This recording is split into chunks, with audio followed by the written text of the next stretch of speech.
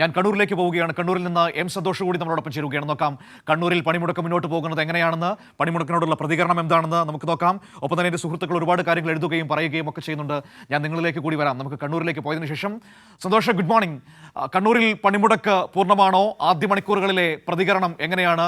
എപ്പോഴാണ് സംയുക്ത സമരസമിതിയുടെ പ്രതിഷേധ മാർച്ചും മറ്റു കാര്യങ്ങളുമൊക്കെ എങ്ങോട്ടേക്കാണ് പ്ലാൻ ചെയ്തിരിക്കുന്നത്? സന്തോഷ്.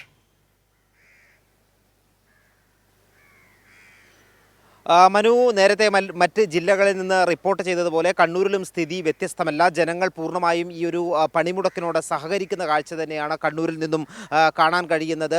അതായത് വ്യവസായ മേഖല, തൊഴിലിടങ്ങൾ, അതോടൊപ്പം തന്നെ ഗതാഗതം ഉൾപ്പെടെ വാണിജ്യ സ്ഥാപനങ്ങളെല്ലാം തന്നെ ഈ പണിമുടക്ക് ബാധിച്ചിട്ടുണ്ട് എന്നുള്ളത് തന്നെയാണ് കണ്ണൂരിൽ നിന്നും ഈ മണിക്കൂറുകൾ പിന്നിടുമ്പോൾ മനസ്സിലാകുന്നത്. കടകമ്പോളങ്ങൾ ഒന്നും തന്നെ തുറന്നിട്ടില്ല. മാത്രമല്ല KSRTC ബസ്സുകളോ സ്വകാര്യ ബസ്സുകളോ ഒന്നും സർവീസ് നടത്തുന്നില്ല. കണ്ണൂരിൽ നിന്നും ഈ സമയത്തിനകം 26 KSRTC ബസ്സുകൾ ഈ ഡിപ്പോയിൽ നിന്നും പുറപ്പെടേണ്ടതായിരുന്നു. എന്നാൽ ആ ബസ്സുകൾ സർവീസ് നടത്തിയിട്ടില്ല. പകരം പുലർച്ചെ പുറപ്പെടേണ്ടുന്ന ഒരു കൊല്ലൂർ ബസ് മാത്രമാണ് കണ്ണൂർ ഡിപ്പോയിൽ നിന്നും പുറപ്പെട്ടത്. അത് നേരത്തെ തന്നെ ആളുകൾ ഓൺലൈൻ ബുക്കിംഗ് എടുത്ത് യാത്രക്കാരെത്തിയത് കൊണ്ടാണ് ആ സർവീസ് നടത്തിയത് എന്നാണ് മനസ്സിലാകുന്നത്. അതിനുശേഷം മറ്റ് സർവീസുകളൊന്നും തന്നെ നടത്തിയിട്ടില്ല. KSRTC ബസ് സ്റ്റാൻഡിൽ മുഴുവൻ ബസ്സുകളും ഇവിടെ തന്നെ കയറ്റിയിട്ടിട്ടുണ്ട്. അതോടൊപ്പം തന്നെ സ്വകാര്യ ബസ്സുകളും ഒന്നും തന്നെ സർവീസ് നടത്തുന്നില്ല.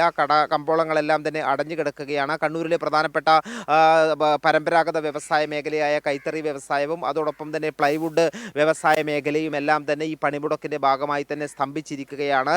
ഏറ്റവും പ്രധാനപ്പെട്ട കാര്യം ഈ ജനങ്ങളുടെ ഒരു പിന്തുണ ഈ പണിമുടക്കിന് ലഭിക്കുന്നുണ്ട് എന്നുള്ളത് തന്നെയാണ്. നേരത്തെ തന്നെ തൊഴിലാളി സംഘടനകൾ മാസങ്ങൾക്ക് മുൻപേ തന്നെ നിശ്ചയിച്ച് പ്രചരണം നടത്തുന്ന ഒരു പണിമുടക്കാണ്. അതുകൊണ്ട് തന്നെ അത് ജനജീവിതത്തെ ബാധിച്ചിട്ടില്ല. ഈ ഒരു പണിമുടക്കുമായി ബന്ധപ്പെട്ട് ഈ ഒരു ദിവസം പണിമുടക്കാണെന്ന് നേരത്തെ തന്നെ അറിയുന്നത് കൊണ്ട് തന്നെ ജനജീവിതത്തെ അത് കാര്യമായി ബാധിക്കുകയും ചെയ്തിട്ടില്ല എന്നുള്ളത് തന്നെയാണ്. 10 മണിയോടുകൂടി കണ്ണൂർ സ്റ്റേഡിയം കോർണർ കേന്ദ്രീകരിച്ചുകൊണ്ടുള്ള ട്രേഡ് യൂണിയനുകളുടെ പ്രകടനം ആരംഭിക്കും.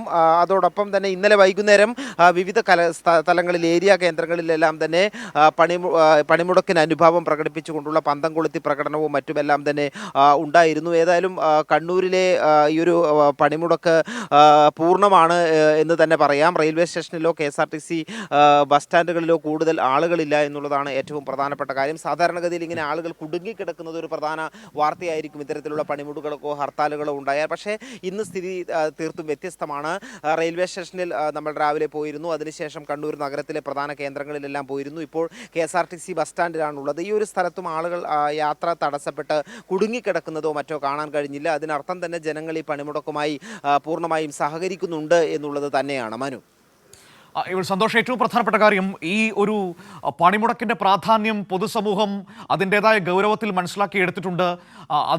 അതുകൊണ്ട് തന്നെ ആ രീതിയിലൊരു പിന്തുണ സമൂഹത്തിന്റെ ഭാഗത്തു നിന്ന് തൊഴിലാളികൾക്ക് കിട്ടുന്നുണ്ട് എന്നുകൂടി ഈ ഘട്ടത്തിൽ മനസ്സിലാക്കാൻ പറ്റുമോ? ആ രീതിയിലാണോ പൊതുവേ നമുക്ക് കാണാൻ പറ്റുന്നത്? തീർച്ചയായും അതുതന്നെയാണ്. കാരണം ജനങ്ങളെ വളരെ കൃത്യമായി ഈ സമരത്തിൻ്റെ പണിമുടക്കിൻ്റെ ആവശ്യം എന്താണ് എന്നുള്ളത് ബോധ്യപ്പെടുത്താൻ ട്രേഡ് യൂണിയനുകൾക്ക്, തൊഴിലാളി സംഘടനകൾക്ക് സാധിച്ചിട്ടുണ്ട് എന്നുള്ളത് തന്നെയാണ്. നേരത്തെ തന്നെ ഈ പണിമുടക്ക് പ്രഖ്യാപിക്കുകയും അതിനുശേഷം കൃത്യമായിട്ടുള്ള പ്രചരണം നടത്താനും ട്രേഡ് യൂണിയനുകൾക്ക് സാധിച്ചിട്ടുണ്ട് എന്നുള്ളതാണ്. ഇത് തൊഴിലാളികളെ മാത്രം ബാധിക്കുന്ന ഒരു വിഷയമല്ല എന്നുള്ള കാര്യം ജനങ്ങൾക്ക് കൂടി അറിയാം.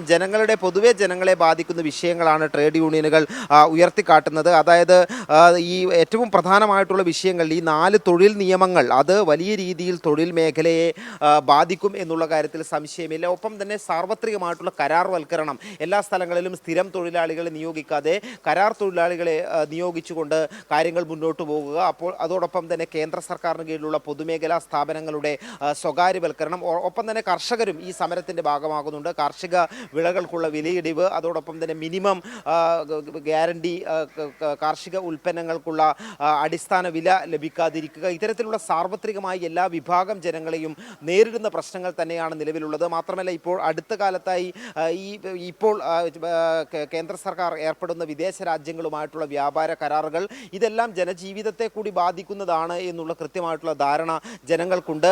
വാഹന പ്രചരണ ജാഥകളിലൂടെയും കുടുംബ യോഗങ്ങളിലൂടെയും അതോടൊപ്പം തന്നെ വിവിധ പരിപാടികളിലൂടെ ഈ ഒരു പണിമുടക്കിൻ്റെ കൃത്യമായിട്ടുള്ള ലക്ഷ്യങ്ങൾ എന്താണ് എന്ന് ജനങ്ങളിലേക്ക് എത്തിക്കാൻ ട്രേഡ് യൂണിയനുകൾക്ക് കഴിഞ്ഞിട്ടുണ്ട് എന്നുള്ളത് തന്നെയാണ് ഏറ്റവും പ്രധാനപ്പെട്ട കാര്യം. അതുകൊണ്ട് തന്നെയാണ് ജനങ്ങളുടെ ഭാഗത്തു നിന്നുകൂടി ആ ഒരു പിന്തുണ ലഭിക്കുന്നത്. മനു, ശരി, ഞാൻ സന്തോഷിലേക്ക് മടങ്ങിയെത്താം.